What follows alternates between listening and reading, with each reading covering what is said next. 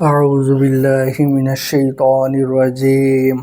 আমি আল্লাহর নিকট আশ্রয় প্রার্থনা করিতেছি অভিশপ্ত শয়তান হইতে। I seek refuge with Allah from the accursed Satan or devil. বিসমিল্লাহির রহমানির রহিম। পরম করুণাময় দয়ালু আল্লাহর নামে শুরু করছি। In the name of Allah, most gracious, most merciful.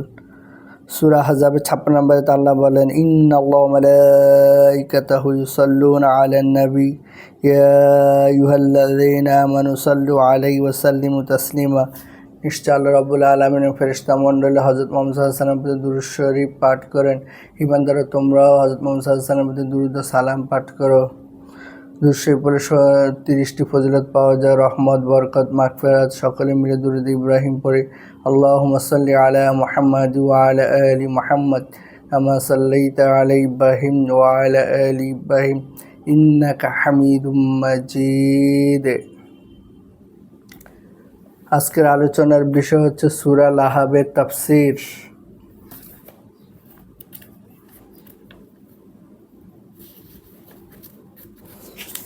সূরা লাহাব মক্কি, আয়াত 5, রুকু 1।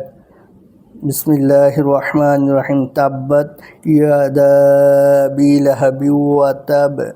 ধ্বংস হোক আবু লাহাবের 2 হাত, আর সে নিজেও ধ্বংস হোক। মা আগনা আনহু মালুহু ওয়া মা কাসাব। তার ধন উপার্জন কোনো কাজে আসবে না।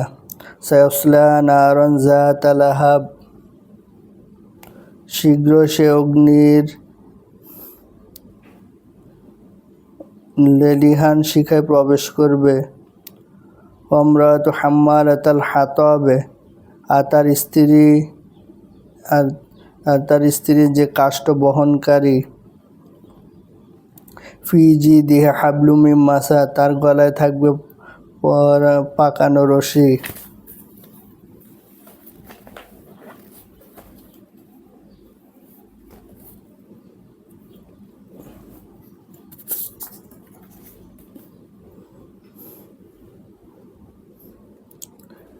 Perish the hands of the father of flame, perish he.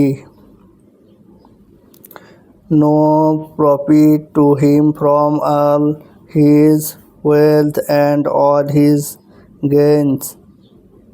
Burned soon will he be in a fire of blazing flame. His wife shall carry the crackling wood as fuel. A twisted rope of flame leaped feebly round her own neck.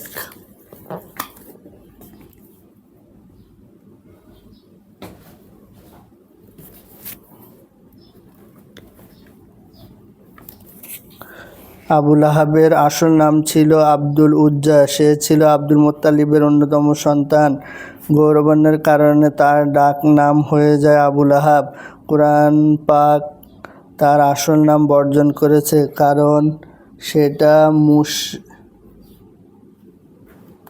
সেটা মুশরিক সুলভ। এছাড়া আবু লাহাব ডাক নামের মধ্যে জাহান্নামের সাথে বেশ মিলও রয়েছে। সে রাসূল সাল্লামের কট্টর শত্রু ও ইসলামের ঘোর বিরোধী ছিল। সে নানাভাবে রাসূল সাল্লামকে কষ্ট দেওয়ার প্রয়াস পেত। তিনি যখন মানুষকে ঈমানের দাওয়াত দিতেন, তখন সে সাথে সাথে যে তার মিথ্যাবাদী বলে প্রচার করত। শানে নজুল। বুখারী ও মুসলিমে বর্ণিত আছে, আয়াতখানি অবতীর্ণ রাসূল সাল্লাম সাফা পর্বতে আরোহণ করে কুরাইশ গোত্রের উদ্দেশ্যে বলে অথবা আব্দে মানাফ, আব্দুল মুত্তালিব ইত্যাদি নাম সহকারে ডাক দিলেন। এভাবে ডাক দেয়া তখন আরবে বিপদাশঙ্কার লক্ষণরূপে বিবেচিত হতো। ডাক শুনে কুরাইশ গোত্র পর্বতের পাদদেশে একত্রিত হল। রাসূল সাল্লাম বললেন, যদি আমি বলি যে একটি শত্রুদল ক্রমশ এগিয়ে আসছে এবং সকাল বিকাল যে কোনো সময় তোমাদের উপর ঝাঁপিয়ে পড়বে, তবে তোমরা আমার কথা বিশ্বাস করবে? সবাই এক বাক্যে বলে উঠল, হ্যাঁ, অবশ্যই বিশ্বাস করব। অতঃপর তিনি বললেন, আমি শিরক ও কুফরের কারণে আল্লাহর পক্ষ থেকে নির্ধারিত এক ভীষণ আযাব সম্পর্কে তোমাদেরকে সতর্ক করছি। এ কথা শুনে আবু লাহাব বলল, ধ্বংস হও, তুমি এজন্যই কি আমাদেরকে একত্রিত করেছ? অতঃপর সে রাসূল সাল্লামকে পাথর মারতে উদ্যত হলো। এই ঘটনার পরিপ্রেক্ষিতে সূরা লাহাব অবতীর্ণ হলো। তাব্বাত ইয়াদা আবি লাহাবি ওয়া তাব শব্দের অর্থ হাত। মানুষের সব কাজে হাতের প্রভাব বেশি, তাই কোনো ব্যক্তির সত্তাকে হাত বলে ব্যক্ত করে দেয়া হয়। যেমন কোরআনে বিমা কদ্দামাত ইয়ালাক বলা হয়েছে। হযরত ইবনে আব্বাস রাদিয়াল্লাহু আনহু বর্ণনা করেন, আবু লাহাব একদিন বলতে লাগলো, মুহাম্মদ বলে যে মৃত্যুর পর এটা হবে সেটা হবে। পরপর সে তার হাতের দিকে ইশারা করে বলল, এই হাতে সেইগুলোর মধ্য থেকে একটিও আসেনি। অতঃপর সে তার হাতকে লক্ষ্য করে বলল, তোমরা ধ্বংস হও। মুহাম্মদ যেসব বিষয় সংগৃহীত হওয়ার কথা বলে আমি সেগুলোর মধ্যে একটিও তোমাদের মধ্যে দেখিনি। এ ঘটনার পরিপ্রেক্ষিতে কুরআন আবু লাহাবের হস্তদ্বয় ধ্বংস হোক বলেছে। তাব্বাত এর অর্থ ধ্বংস ও বরবাদ। আয়াতে বদদুয়ার অর্থে তাব্বাত বলা হয়েছে, আবু লাহাব ধ্বংস হোক।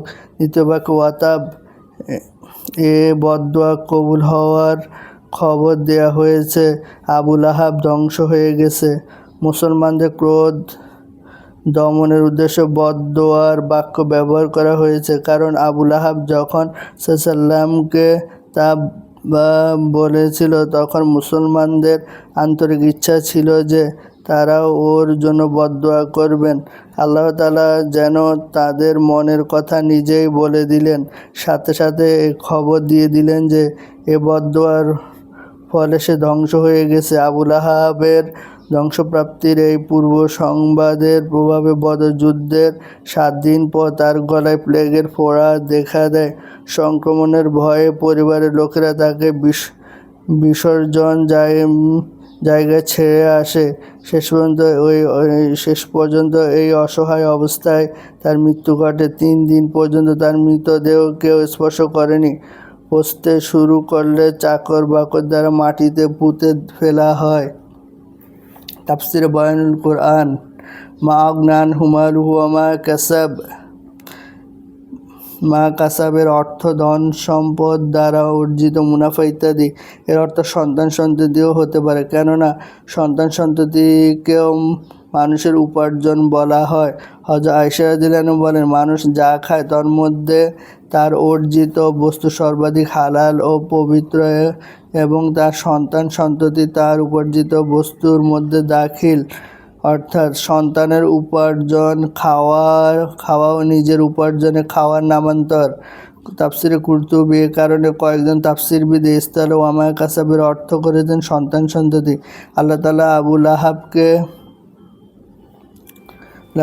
যেমন দিয়েছেন অগাধ ধন সম্পদ, তেমনি দিয়েছেন অনেক সন্তান সন্ততি।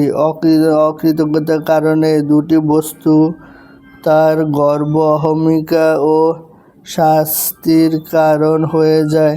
হযরত ইবনে আব্বাস রাদিয়াল্লাহু আনহু বলেন, রাসূল সাল্লাল্লাহু যখন সগোত্রকে আল্লাহর আযাব সম্পর্কে সতর্ক করেন তখন আবু লাহাব একথাও বলেছিল, আমার এই বাতুস পুত্রের কথা যদি সত্য হয়ে যায় তবে আমার কাছে 1.5 অর্থবল লোকবল আছে, আমি এগুলো বিনিময়ে আত্মরক্ষা করবে। এর পরিপ্রেক্ষিতে আলোচ্য আয়াতকারে অবতীর্ণ হয়, অর্থাৎ আল্লাহর আযাব যখন তাকে পাকড়াও করলো তখন ধন সম্পদ সন্তান যদি তার কোনো কাজে আসলো না।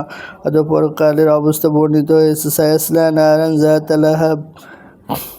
কিয়ামতে অথবা মৃত্যুর পর কবরেই সে এক লেলিহান অগ্নিতে প্রবেশ করবে।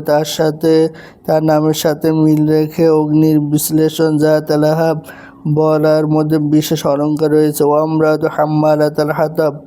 আবু লাহাবের নাই তার স্ত্রীও রাসূল সাল্লামের প্রতি বিদ্বেষ ভাবাপন্ন ছিল। সে ব্যাপারে তার স্বামীকে সাহায্য করত। সে ছিল আবু সুফিয়ানের ভগিনী ও হারব ইবনে উমাইয়ের কন্যা। তাকে উম্মে জামিল বলা হতো। আয়াতে ব্যক্ত করা হয়েছে এই হতভাগিনী ও তার স্বামীর সাথে জাহান্নামে প্রবেশ করবে। তার অবস্থা বর্ণনা প্রসঙ্গে হাম্মালাতাল হাতাব বলা হয়েছে। এর শাব্দিক অর্থ শুষ্ক কাঠ বহনকারিণী। আরবের বাক পদ্ধতিতে পশ্চাতে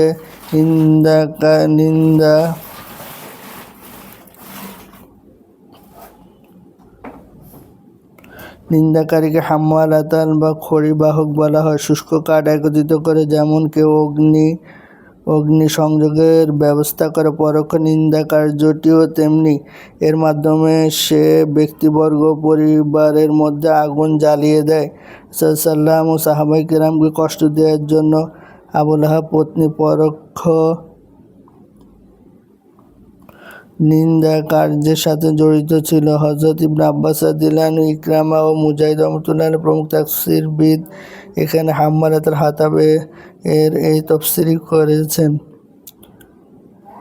অপরপক্ষে ইবনে জায়েদ ও জাহাক রাহমাতুল্লাহ প্রমুখ তাফসীরবিদগণ একে আক্ষরিক অর্থেই রেখেছেন এবং কারণ এই বর্ণনা করেছেন যে এই নারী বন থেকে কণ্টকযুক্ত লাকড়ি চয়ন করে আনত এবং রাসূল সাল্লামকে কষ্ট দেওয়ার জন্য তার পথে বিছিয়ে রাখত। তার এই নীচ ও হীন কাণ্ডকে কোরআনে হাম্মালাতুল হাতাব বলে ব্যক্ত করেছে তাফসীর ইবনে কাসির, তাফসীর কুরতুবী।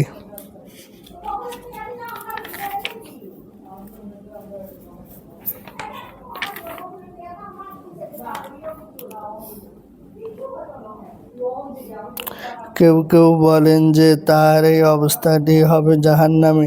সে জাহান্নামে জাক্কুম ইত্যাদি বৃক্ষ থেকে লাকড়ি এনে জাহান্নামে তার স্বামীর উপর নিক্ষেপ করবে, যাতে অগ্নি আরও প্রজ্বলিত হয়ে ওঠে। যেমন দুনিয়াতে সে স্বামীকে সাহায্য করে তার কুফর ও জুলুম বাড়িয়ে দিত।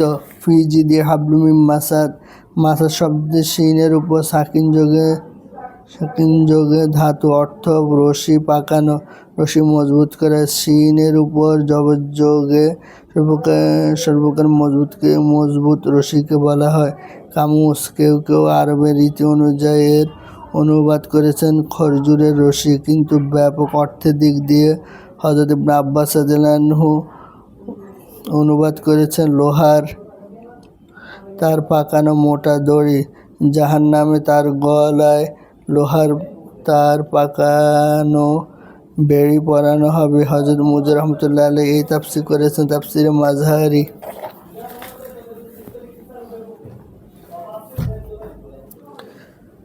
আল্লাহুম্মা রাব্বানা আতিনা ফিদ দুনিয়া হাসানাতাও ওয়া ফিল আখিরাতি হাসানাতাও ওয়া কিনা আযাবান নার। রব্বানা ফাগফির লানা যুনুবানা ওয়া গাফির আন্না সাইয়্যাতিনা ওয়া তাওয়াফানা মা'আল আবরার। হে আল্লাহ, আমাদেরকে 100% কোরআন সুন্নাহ মাফিক চলার তৌফিক দান করুন, মা বাবার সেবা করার তৌফিক দান করুন, আত্মীয় স্বজন হক দেওয়ার তৌফিক দান করুন। পৃথিবীতে যত বেধর্মী আছে হেদায়েত দিয়ে মুসলমান বানায় দিয়ে মনে নেক চাপা পূরণ রাহমাতিকা ইয়া আরহামার রাহিমিন।